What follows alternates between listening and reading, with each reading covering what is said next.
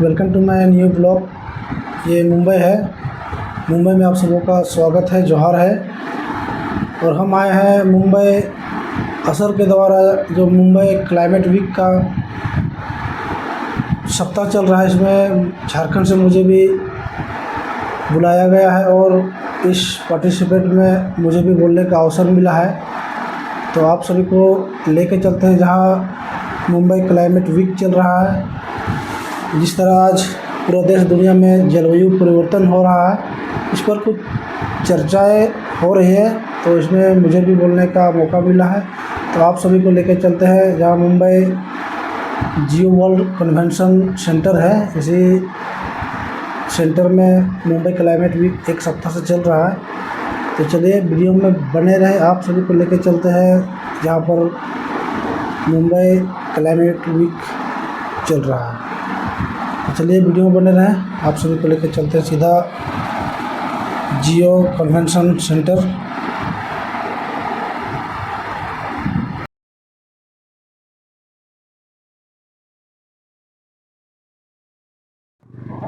इसी बिल्डिंग में हम लोग का आज देख सकते हैं मीटिंग हुआ, यहाँ पर मुंबई क्लाइमेट वीक चल रहा है। देख सकते हैं हम लोग बिल्डिंग में।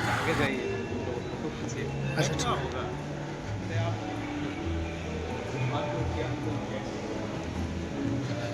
जहाँ हम लोग का क्लाइमेट वीक का जो सेमिनार चलना है, वहाँ का जो दृश्य आप सभी को दिखाते हैं। ये हम लोग चल रहे हैं जियो वर्ल्ड कन्वेंशन सेंटर है। तो यहाँ देख के ऐसा लगता है कि आपका दिमाग हिल जाएगा। चलिए अंदर आप सभी को लेकर चलते हैं।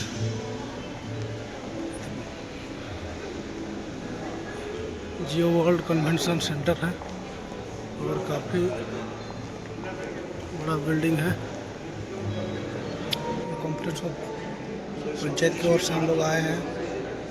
मुंबई क्लाइमेट वीक चल रहा है यहाँ पर 17 तारीख से, जिसमें हम लोग पार्टिसिपेट करने के लिए आए हैं। और कॉम्प्लेक्स ऑफ पंचायत की ओर से इस सेमिनार में मुझे बोलने के लिए बुलाया गया है। तो चलिए पूरा वीडियो देखने के लिए आप सभी मेरा वाट कन्वेंशन सेंटर है मुंबई में। यहाँ पर हम लोग का मुंबई क्लाइमेट वीक जो चल रहा है 17 तारीख से, आज झारखंड से हम लोग भी आए हैं और इसमें पार्टिसिपेट करने का, बात अपने में रखने का मुझे मौका मिला है। क्लाइमेट चेंज को लेकर के पंचायत और यह अवसर convention of conference of panchayat के द्वारा हमें मिला है अपनी बात रखने का।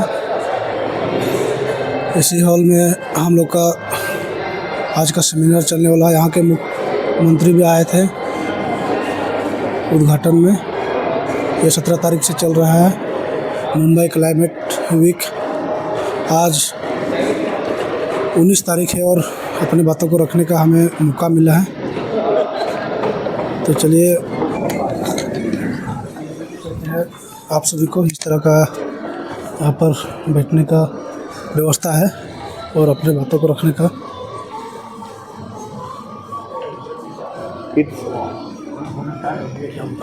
ये वर्ल्ड लेवल का कन्वेंशन हॉल है जहाँ पर लोग अपने अपने बातों को रखेंगे।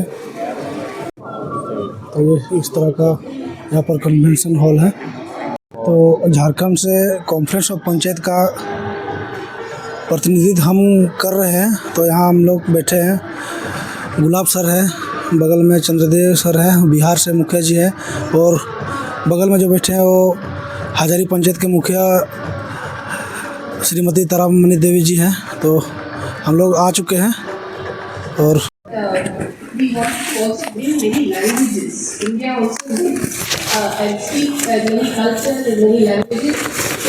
So सबसे पहले हम लोग सुनेंगे शारदा जी से महाराष्ट्र बेला ग्राम panchayat. Before I begin, and just if there's a one-line introduction to Sharda. Sarvana Vishal. which are there in the mechanism that is possible for climate action in the country. And so he asked all of us to actually ensure that we are taking our panchayat leaders along, because they are actually looking at doing this for their people and for the country. Thank you so much. Thank you, Surya. From Karnataka, we now move to the eastern part of the country, where the state was actually not formed out of administrative compulsions, but in the year 2000, it finally got it. And we first met in 2023 in the Conference of Panchayats divisional version that happened in Bokaro. And Rambhai comes from a place which is also home to one of India's very vulnerable, particularly vulnerable tribal groups, the Birhor Tandas. और हम लोग सुनेंगे राम भाई की तरफ से कि कैसे multiple challenges which are social kind of the way we look at it, socio-economic, socio-ecological, health, and all of that can be kind of mitigated and also can be addressed without kind of going and thinking of the sky, but kind of rooting your solutions and your approach within the realities of that space. So let's hear from Rambhai, coming from Bokaro in Jharkhand, elected Gram Panchayat member, Mukhiya from CRE Panchayat. A big round of applause for Rambhai.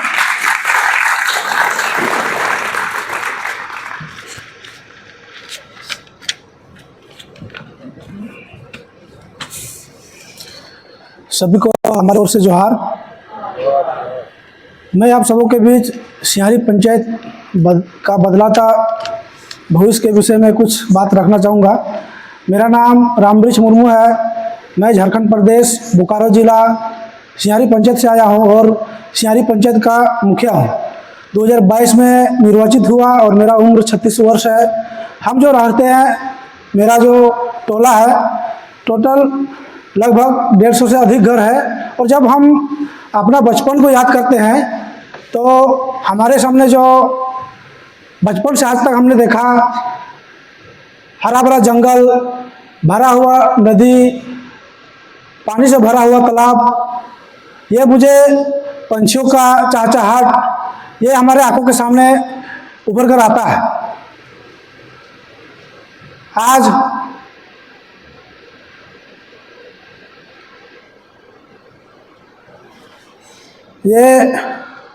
लेकिन हमारा जो झारखंड है पूरे भारत को बिजली बनाने के लिए कोयला देता है, लेकिन पंचायत का हमारा ऐसा कुछ क्षेत्र था जहां आज भी कुछ साल पहले अंधेरा में डूबा हुआ रहता था। उसमें से बिरहो टंडा एक ऐसा गांव था जहां पर शाम ढलते ही, सूरज ढलते ही अंधेरा छा जाता था। हम जाते थे, जब निर्वाचित होकर गए तो पहला बार गए तो वहाँ देखे कि शाम के सूरज ढलने के बाद बच्चे डिबरी के अंधेरे में, जो जंगल हरे भरे रहते थे, धीरे धीरे वो खत्म होने लगे, नदियाँ सूखने लगी।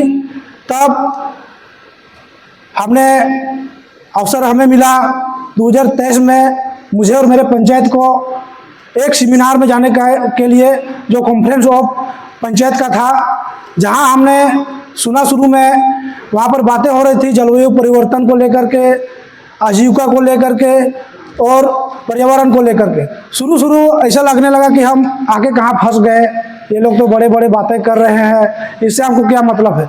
जब कुछ देर बैठे, लोगों की चर्चा सुनी, तब हमें ज्ञात हुआ कि जो हमारे पंचायत आज जूझ रही जिन चीज़ों से, वो तो सेम यही बात हो रही है। तो हमने वहाँ बैठा पूरा देर तक और उसी मन से हमें चर्चाओं में पता चला कि डीएमएफडी कोई मिनरल्स फंड एक है जिला से।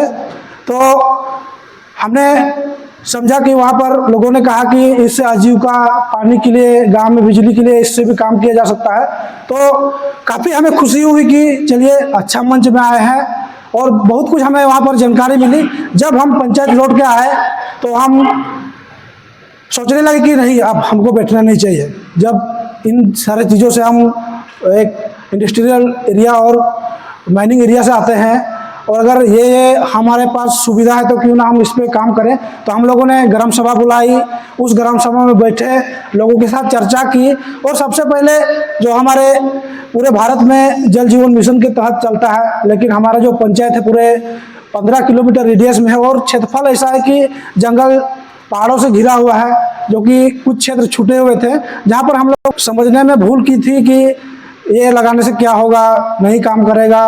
बहुत लोगों ने उस ग्राम सभा में सवाल की, लेकिन हम लोगों ने समझाया और अंततः लोग समझ में उन लोगों को आया और हम लोगों को समझा के पूरे ग्राम पंचायत में 18 जल मीनार लगाया जो DMFT फंड से था और कुछ ONGC CSR से, और हमने भी अपने 15वीं वित्त से कुछ लगाया। आज उस क्षेत्र में लोग बिजली और बढ़ती महंगाई, डीजल के दामों से निजात पाए हैं और वहाँ पर पेयजल की सुविधा हुई है। साथ ही उसके बाद सोचे कि अब ये हो सकता है तो और क्यों ना और बेहतर हम लोग करें। एक हमारे पंचायत में बहुत बड़ा तालाब है जिसको लगभग मान जाए 8 एकड़ में है, जहाँ हम लोगों ने शुरू में सोचा कि क्यों ना DMFT फंड से ही वहाँ पर बिजली ले जाना, थोड़ा दूर में है, खेत तो बहुत अगल बगल है, लेकिन उस क्षेत्र में हम लोगों ने सोचा कि क्यों ना यहाँ पर हम लोग सोलर युक्त लिफ्ट इरिगेशन लगाए। तो ग्राम सभा में पारित करते हुए हम लोगों ने DMFT से वहाँ पर सोलर लिफ्ट इरिगेशन लगाया, जहाँ आज 15 एकड़ में लगभग किसान खेती कर रहे थे। लेकिन दुर्भाग्य देखिए, धीरे धीरे जो तालाब था वो भरने लगी मिट्टी से, खरपतवार से, तो पूरा पानी गर्मी के दिनों में सूखने लगा।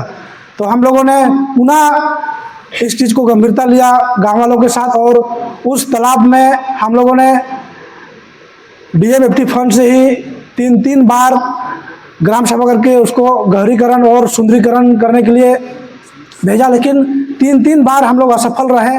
लेकिन हम लोगों ने हार नहीं माना। चौथी बार जब हम लोगों ने ग्राम सभा करके इसको पारित किया और हमारे जो लोकल विधायक है, मंत्री महोदय भी है, उनसे भी पैरवी किया और जिला प्रशासन से भी, तो उन लोगों ने हमारे बातों को गंभीरता से लिया और इस तालाब का आज 1,56,00,000 में पुनः सुंदरीकरण और गहरीकरण हो रहा है। हमें लगता है कि इस तालाब में जब पानी आ जाएगी तो निश्चित रूप से एक मछली पालन के लिए और आने वाला दिन के लिए आजीविका वहाँ पर बागवानी और खेती उस पानी से किया जा सकता है। और हमें लगता है सिहारी पंचायत के लिए DMFT फंड जो आज हो रहा है, निश्चित रूप से वो हमारे लिए एक सुनहरा भविष्य लेके आएगा। जो हमारे बच्चों के आंखों के सामने अंधेरा था, आज ये DMFT फंड एक उजाले के तौर पर उभर के आई है। साथ ही हम बताना चाहूँगा कि हमारे क्षेत्र में पूरे बिरसा आम बागवानी मिशन के तहत हम लोगों ने लोगों को संगठित करके 2880 आम के पौधे लगाए हैं और 800 से अधिक अन्य फलदार और छायादार वृक्ष लगाए, जो हमारे पर्यावरण के लिए भी अच्छा और जंगल से आधारित एक आजीविका के तौर पर उभर के आएगी। और साथ ही ग्रीन एनर्जी की ओर हम लोग बढ़े और CSR फंड से पूरे पंचायत में 72 स्ट्रीट लाइट लगाए सोलर युक्त, जिससे आज बिरहो टंडा जगमगा रहा है और वहाँ के बच्चे स्ट्रीट लाइट के नीचे पढ़ रहे हैं और सुनहरा भविष्य लिख रहे हैं। चलिए इन्हीं चंद शब्दों के साथ, समय काफ़ी हो गया, आप सभी को हमारी ओर से पुनः जोहार। Mayors have actually arrived for the concluding session, and that's happening in Lotus 3. And there is a request for the audience to attend that session. We have one more speaker, but they will speak after that session there. But thank you so much for staying, and the request is that all of you, or as many of you can, attend the concluding session in 3. Thank you so much. तो हम लोग अब video conferencing के लिए नीचे जा रहे हैं। चलते हैं आप सभी को लेकर नीचे।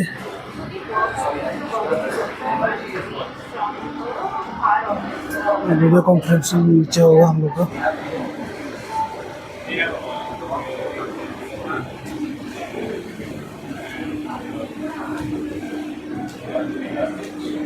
चलिए तो कन्वेंशन सेंटर के बाहर आ चुके हैं। यहाँ देख सकते हैं कितना बड़ा ये बिल्डिंग है और यहाँ जहाँ तक आपको नज़र जा रहा है वहाँ तक एक ही बिल्डिंग का प्रॉपर्टी और स्ट्रक्चर है। और पीछे भी देख सकते हैं मौजूद है।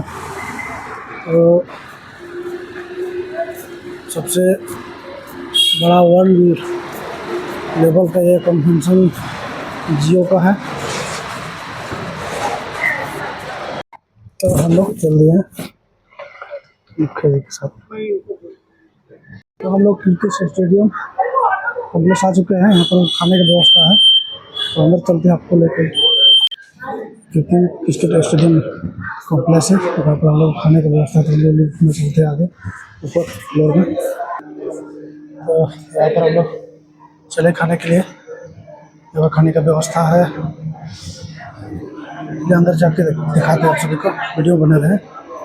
सब लोग खा रहे हैं, यहाँ पर सभी लोग खा रहे हैं। हम भी अपने खाने के लिए यहाँ से हमको लेना पड़ेगा, तो जा रहे हैं खाने के लिए। सब लोग खाना लेना पड़ेगा हमको।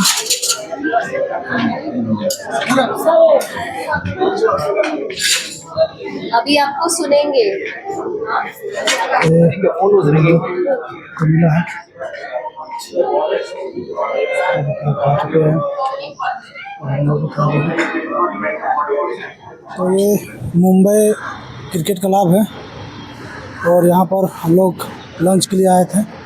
बगल में देख सकते हैं कितना ऊंचा फ्लैट है, और यहाँ सामने अच्छा खासा स्विमिंग पूल भी बनाया गया है। दिखाते हैं आप सभी को, यहाँ पर स्विमिंग पूल दिया हुआ है। देख सकते हैं कितना क्लीन और नेट और क्लीन पानी है। देख सकते हैं शहर का नज़ारा, मुंबई शहर का। यहाँ पर स्विमिंग पूल पूरा क्लीन पानी दिख रहा है नीचे तक। चलिए वीडियो में बने रहे, और भी आपको लेके चलते हैं दूसरी जगह पर दिखाने के लिए। पर बच्चों को बच्चे क्या यहाँ पर ये क्रिकेट प्रैक्टिस स्टेडियम है, क्रिकेट क्लब। एग्जाम है, इसका नाम है समंदर के दो आर पार शहर जो है ना, उधर भी समंदर यानी शहर है, इधर भी शहर है। इसके माध्यम से तो हम लोग पहुँच गए हैं छत्रपति शिवाजी एयरपोर्ट घर जाने के लिए। 5:15 में हम लोग का फ्लाइट है। आप सभी को दिखाते हैं कि यहाँ का जो एयरपोर्ट है कैसा है। ये बाहर का नज़ारा इस तरह का होगा, और यहाँ हम लोग बोर्डिंग पास के लिए लाइन में लगे हुए हैं। अंदर चल के दिखाते हैं आप सभी को किस तरह का है ये एयरपोर्ट। इंटरनेशनल एयरपोर्ट है, इंटरनेशनल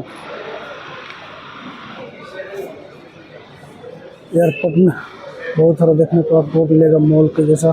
ये पूरे बाजार सजे हुए हैं अंदर में, देख सकते हैं। हम लोग को जाना है 47B। यहाँ पे सैलून है, सारा सुविधा आपको यहाँ पर मिलेगा एयरपोर्ट के अंदर में। होटल से लेकर के बाहर तक, बाहर से लेकर के सारा चीज़, इलेक्ट्रॉनिक आइटम या कुछ भी लेना चाह रहे हैं आप, यहाँ पर सभी चीज़ आपको मिलेगी। एयरपोर्ट में सबसे ज़्यादा बार को प्रमोट किया गया है, जहाँ देखो वहाँ बार। यहाँ आराम से 2-4 पैक लेकर के हवाई जहाज से इंटरनेशनल यात्रा कर सकते हैं।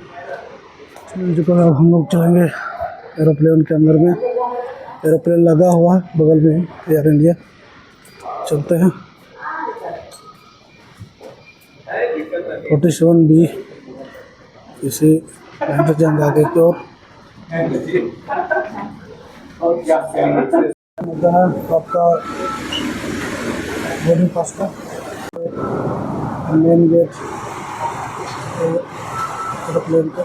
हम लोग बैठ चुके हैं एयर इंडिया में, और मुंबई से कराची बिरसा मुंडा एयरपोर्ट के लिए। उसके बगल में मुखर्जी जी है, हाई कर दी सबको। बस 2 घंटे बाद हम लोग पहुँच रहे रांची।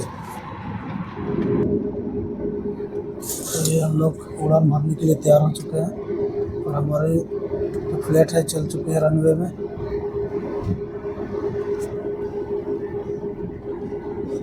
ये Shivaji Maharaj international airport air India से हम लोग बिरसा मुंडा रांची एयरपोर्ट के लिए निकल चुके हैं।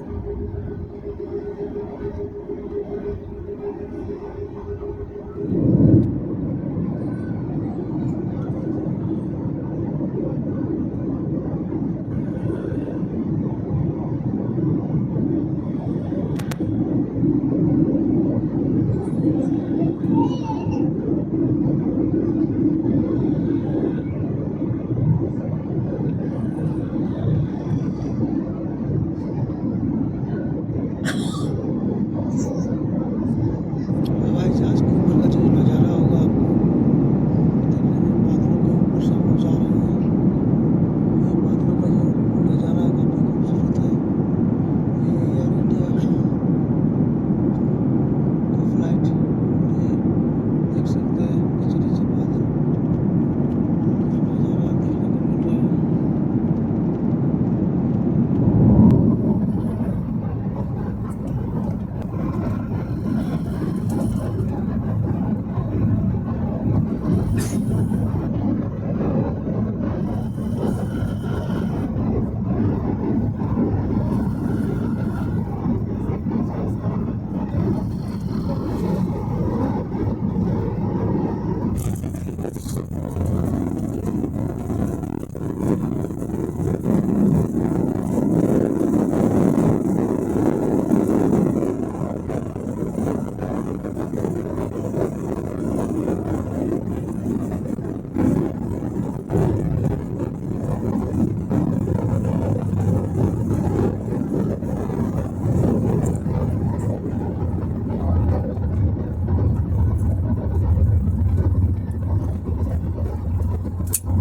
तो हम लोग पहुँच चुके रांची शहर, लैंडिंग कर चुके हैं। तो हम लोग पहुँच चुके हैं बिरसा मुंडा एयरपोर्ट और निकलेंगे यहाँ से घर के लिए। सर सभी बैठे हुए हैं। चलिए हम लोग बस से यहाँ से ले जाके इधर एयरपोर्ट से बाहर निकलेंगे अपने लगेज वगैरह लेके। यहाँ पर किसी एयर इंडिया एयर्स मुंबई से। चलिए तो सभी को जोहार।